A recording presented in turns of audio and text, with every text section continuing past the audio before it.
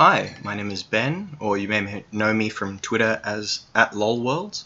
I will just outline what I will go through in this video and get right to it. I'm going to be talking about the pick ban strategies from Game 1 of GE Tigers versus the Jin Air Green Wings, and my analysis of the mentality and strategy that went into them. So we'll start right here with the Jin Air bans.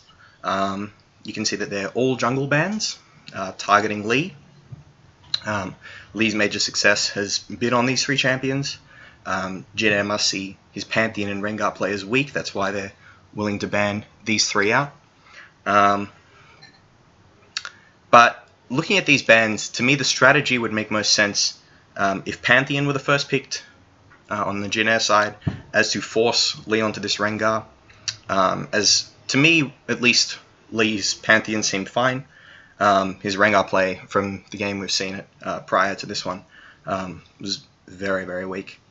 The problem is that Chaser has only played the champions that were banned in addition to Rengar, and this forces him onto a champion he hasn't played competitively for a long time if he were to pick the Pantheon. Since Lee's old champions used to be Evelynn and Elise, but they've fallen way out of the meta now, so I don't think GE were too concerned about this one. Alright, so we look at the GE Tigers bans. Now it starts off with Kalista, which to me is a bit of a strange ban, given that Captain Jack, to me, is the designated Kalista player on Jin Air, and he's been the one who's normally been playing it. So with Pilot in the lineup, it didn't really make that much sense. I would have thought if they wanted to ban an AD carry that they would have gone with Corki. They seem more sensible, as Pilot has had a stellar record on that champion. It's by far his best champion. We look at the second ban. This is Xerath. So this is a must ban against GBM. By far his strongest champion. Possibly, I'd say one of the strongest player-champion combos in the world at the moment. Which means that we're comparing it to stuff like, Faker's LeBlanc and Faker's Ezreal, which have been devastating as of late. So, I'm rating it pretty highly, and I would say that GE do as well. So the Veigar nerf, this is still pre-nerf Veigar. The zoning he can create in any poke comp battle, like we saw in SKT versus GE, where Gorilla was allowed this Veigar, it was absolutely devastating in the poke comp battles, because Veigar can create a zone where the poking team, they can't really approach the tower, because if the zone is put down in front of the tower and the AD carries are stunned in it, the rest of the team can't walk in to protect the AD carries, because they will also be stunned. So this is what's so powerful about it on the defense. And on the offense, you can just use it as a huge zone on the side of the tower. So either they all clump to one side of the tower, which is really dangerous, or they just give away the tower. So Veigar really strong on this patch, but after the nerfs, we'll see what happens to him.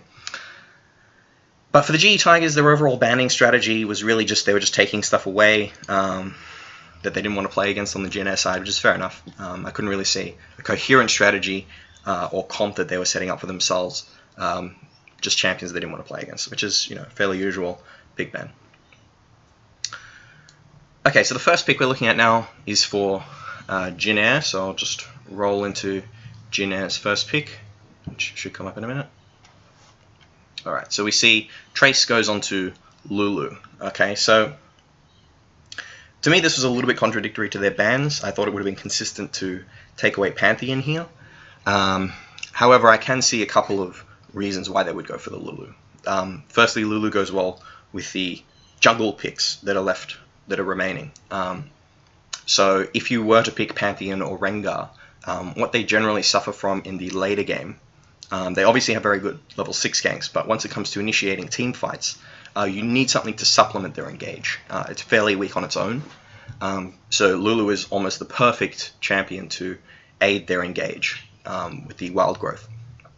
And also I like it because it's a flex pick. Of course it can go mid or top. We're unlikely to see it as a support, although I would have said Shay would be one of the supports I would think might play it in Korea, but we haven't really seen it much. It's not like it's N-rated here. And of course, Rengar and Pantheon, they don't really have that much innate tankiness. Rengar's got a little bit of a heal. Pantheon's got his block, but it's fairly meager. So the extra tankiness that Lulu would provide with her wild growth and perhaps shield, if she wanted to use that as well, would aid them in initiating in that sense. It's also worth considering that it is a good takeaway from Smeb, who has been fairly strong on that Lulu. Alright, so we go for GE's picks. They took a lot longer to choose their picks. Yep. Alright, so they lock in the Rumble and Ezreal. So this was quite interesting to me because, funnily enough, I found Smeb has been strong on almost every champion he's played. He has been, I put him in the top 5 top laners in Korea right now, which is, you might think it's fairly low, but if you think about his competition, I'm thinking Trace, Duke, Shy, Marin. These 4 players, I might put Smeb above maybe Marin because he's had some bad games, but he hasn't got the history that Marin has, so it's hard for me to say. Maybe right now I would put him ahead of him, but at best that's top 4. So even still, his Rumble I think has actually been his worst champion. I think it's where both of their losses came, if I'm not mistaken. Now it's hard for a player to be underwhelming when then team's 9-0. But I think Rumble has definitely been his most lackluster pick. So the other thing is that Rumble is not a flex pick. So it's not my preference to pick him early. This tends to go from team to team, though, whether they like these flex picks, whether they don't. Most Korean teams, I would have said, do like flex picks, so Rumble, again, seemed a bit weird to me. They certainly prioritize him very highly, obviously. But also his laning is weak against Lulu, so you are kind of at least a little bit pigeonholing yourself into perhaps a lane swap situation, where you really don't want that Lulu Rumble matchup, because she will bull him out early pretty hard. Now, the Ezreal pick I like. It lends itself to helping Rumble delete a backline from long range, as well as being an ADC mid flex pick. I think if they wanted to pick a top laner, Alessandra might have been a better option. Certainly worth considering. And I just want to outline the differences between Lissandra and Rumble here, because I think they're very similar champions.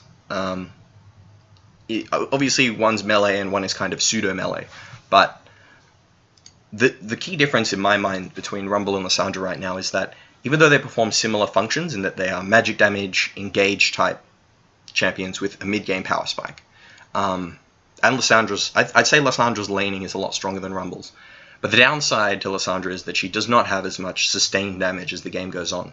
Her cooldowns are much longer than Rumble's, and Frozen Tomb does not scale nearly as well as Equalizer, I would say.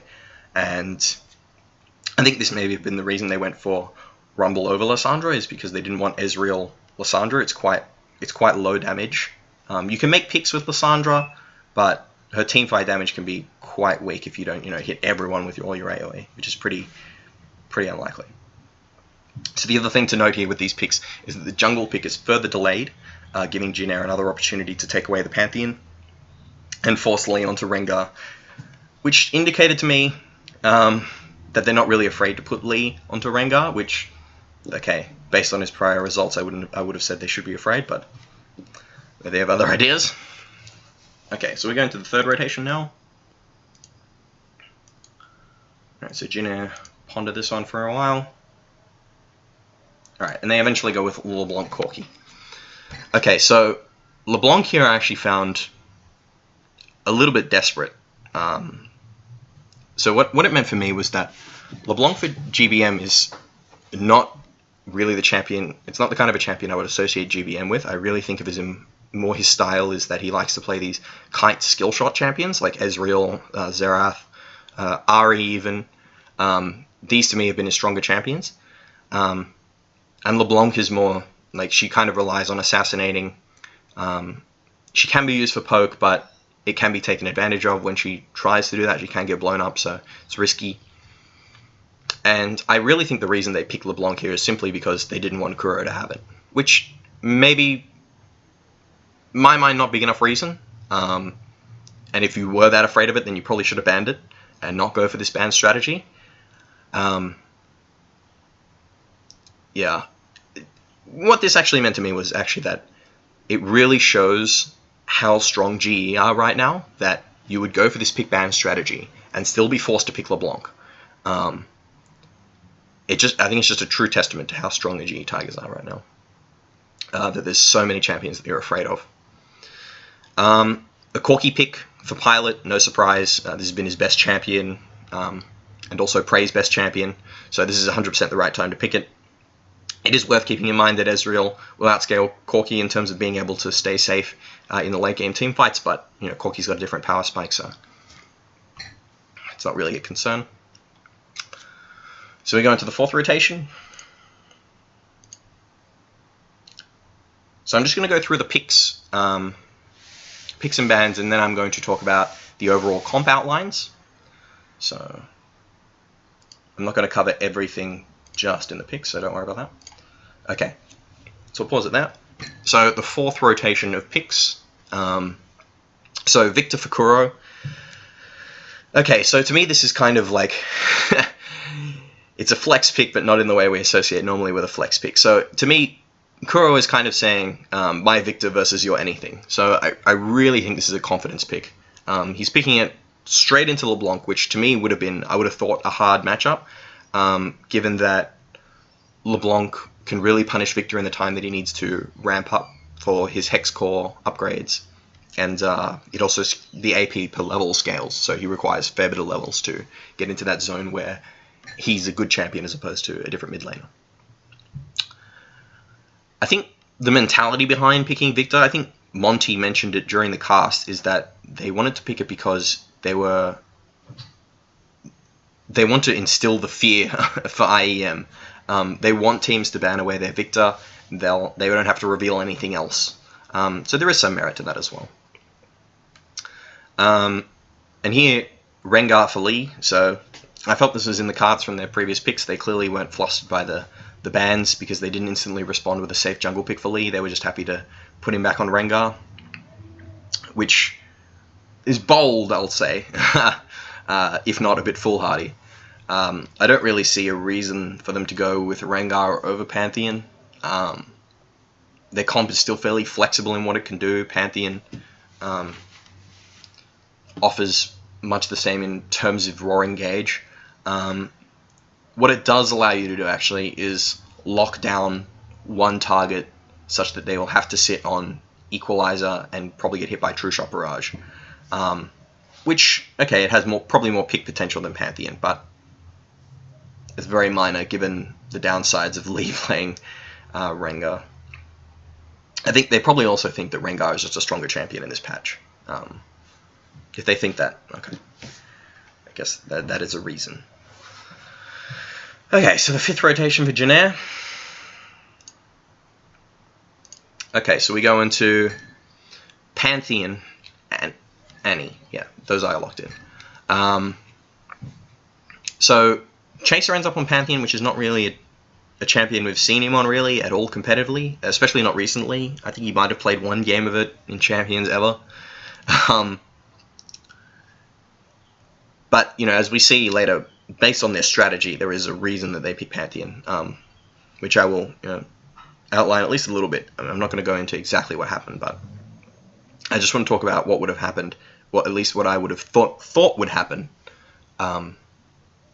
based on the picks, not knowing what happened in the game. Alright, so Annie provides an instant level 1 stun and some much needed engage for this composition. So the thing is that as soon as Victor was picked, he becomes a focal point of the whole game. Since if he is left untouched, his damage output can be ridiculous in the late mid-game and late game. And even mid-game to a certain extent. And so what would be Janair's response to this? What they've done is they've given Janna away, which I think is a mistake. But in exchange, they have got the Annie, which, although gives away Janna, which provides Victor with the much-needed peel, Annie does give you a way to engage or catch him. And she also works fairly well with the Grand Skyfall. It gives you like a follow-up other than just the Wild Growth, because it may not be enough just Wild Growth and Grand Skyfall, because it's fairly serendipitous just to say that you're going to land in all 5 people in Wild Growth every time. It's just not going to happen. What you want to be able to do is set up the Grand Skyfall with something beforehand. So you land the Tibbers on a few people with the Flash Tibbers while Pantheon is already channeling. The circle comes down and they'll have a moment to flash out of it, but he'll be able to still stun with someone, and then you'll get the Wild Growth. I mean, this is just theorizing how their team fights. might look. So it's nice to have a fairly long CC, which Annie's is, to preempt the Pantheon ult. The other option may have been to go for something like Nami, just to get the wave in there, but as we see, that does not cohere with their early strategy. And also Nami is not favoured so much anymore. Her skill shot is not that reliable. It's just not as reliable as Annie, I would say. And she also doesn't offer the same roaming power, which is definitely a consideration. The other thing here is that it is worth mentioning that possibly Vi was another potential pick rather than the Pantheon. But again, this falls flat on its face based on their early strategy. There's a good reason they picked Pantheon. So we'll go on to the last pick.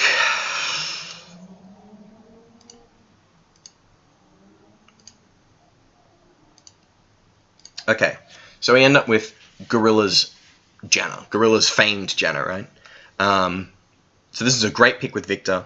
Now, although Victor is not a hyper carry in the same way Kog'Maw is, his Hex Core certainly allows him to scale extremely well into the late game with an almost unmatchable AP cap. However, he does suffer from lack of escapes, and a coordinated team could dive him fairly easily if given the opportunity.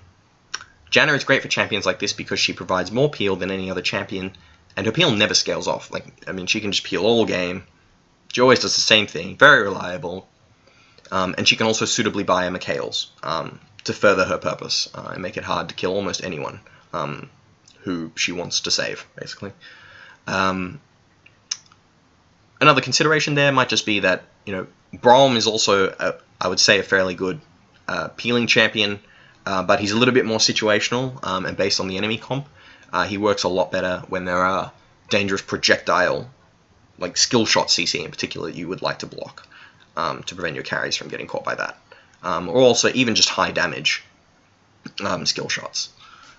He does provide better peel against that than a Janna would, but Jin really doesn't have that present on their comp. No. Alright, so I'll give a quick overview of the comps, and we'll wind it down. So we end up with Trace on Lulu, Chaser on Pantheon, GBM on LeBlanc, Pilot on Corki, Che on Annie. So we'll just go over the Jin comp and then the G Tigers comp. So, Jin's comp is very mid-game centric, which very much relies on getting a snowball rolling, in particular from mid lane. All of the champions here scale off in damage significantly in the late game. Unfortunately, I think this heavily relied on GBM and Chaser to correctly set up ganks and snowball all lanes, starting in the mid. I think they showed in this game why the champions they played here are not the champions they play the most, and they underperformed compared to their counterparts. Understanding these factors, here is what I expected before the game started. So just purely based on the comp, what would I expect Jin's strategy to be? Okay, obviously I've seen the game, but I'm saying that just looking at the comp, having not seen the game, this is what I would have said Jin would do. So, Jin will camp mid with early ganks from Pantheon. This is also considering G's comp, of course. Jin will look for standard lanes, so Lulu can bully Rumble in the 1v1, and she won't need the attention of her jungler. So, yeah, Lulu, as I said, does very well in the 1v1 against Rumble.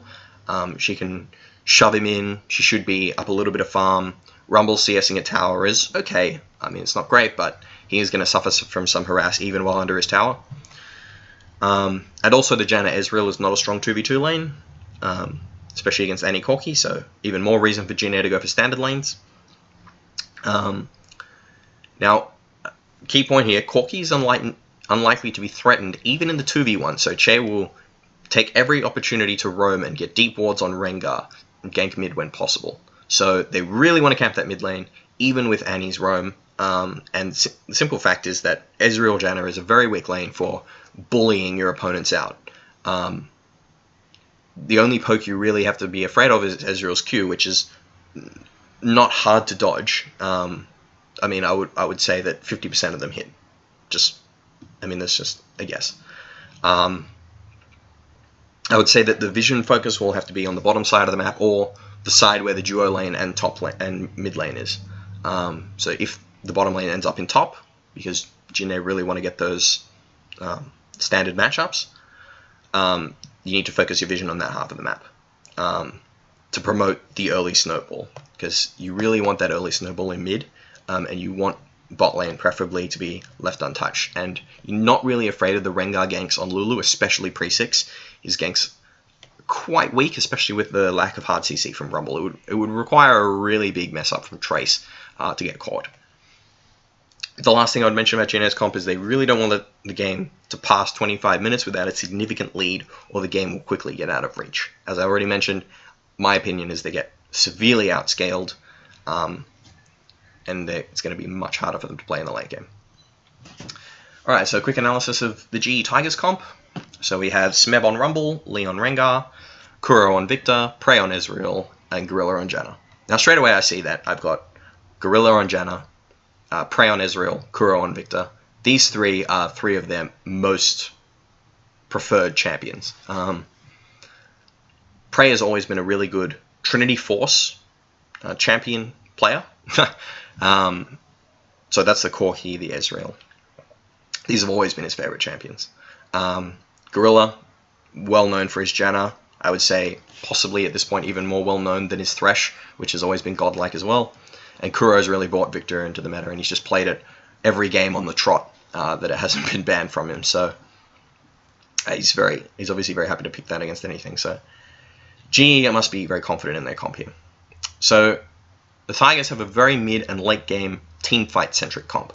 They hope to reach the mid game without taking serious losses, so they can group and not get picked off and just brute force objectives with the superior 5v5. Given these priorities, here is how I expected GE to play going into the game. GE will look for a lane swap to help out the disadvantaged lanes and allow Lee to focus on counter-ganking the mid lane. They need to have good warding in the river to be aware of the imminent Annie roams. Okay, these will happen. You have to be aware that they will happen. You don't have a way to stop it. You don't really have the pick potential early in the game, as long as Jhin have appropriate wards. Don't go for deep wards pre-6 with the inferior early game. Just go for defensive warding in the sides of your lanes and entrances to your jungle. So GE, I think this is something that players probably struggle with a lot. You have to concede that at some point in the game you are weaker than your opponent. So they have to understand that even though the goal is completely equal early in the game, that they are behind. Okay, at that exact point in the game. Jhin will just be a lot stronger at that point. So they just need to ward defensively and hold out. Another key thing here to note is that if they get out-rotated, they just need to leave their towers. Okay, the most important thing is not dying so you can keep up in farm for when you group up. So you don't worry about the enemy team getting gold. Okay, you need to worry about yourself getting gold. If you're dying, you're not getting gold, right? You're not going to come farm if you die. Fairly simple. So you need to, if you're trading gold with the opponent, that's good for the team that's scaling up. Okay, it's like when you have a late game comp against an early game comp and you team fight and you trade 3 for 3. That's always a win for the late game comp. Okay, assuming this is mid game. You just want to scale up and trade more gold, because you know the more items that get onto each champion, the better your chances are. And my last point would be, recognize your power spikes and aim to fight for objectives when your power spikes sync up with each other, which should be around 20 minutes, but potentially delayed the further you fall behind. So you have to be able to recognize in-game, this is an adaptation, okay, this is something I would expect from a very high-level team, that they can recognize when they are falling behind and that they will need to delay when they want to fight and group. So recognizing the moment your comp outscales the enemy is the key, otherwise you will fall into too big a hole. So if you sit there for too long, you lose too many towers, you're going to lose too much control of the map, the game can be spiraled out of control before you even decided you want to fight. So you do have to pick the exact moment, and I think, as we saw from the game, GE really were able to do this, and to me it really proved why they're a really top-level team. So I hope to do more of these videos. You know, any constructive criticism I'm happy to listen to. You know, if it was too long, or I spoke too fast, or you know, I droned too much, whatever the case, don't hesitate to insult me. And hit me up on Twitter, that's @lolworlds. But thanks for your time, guys.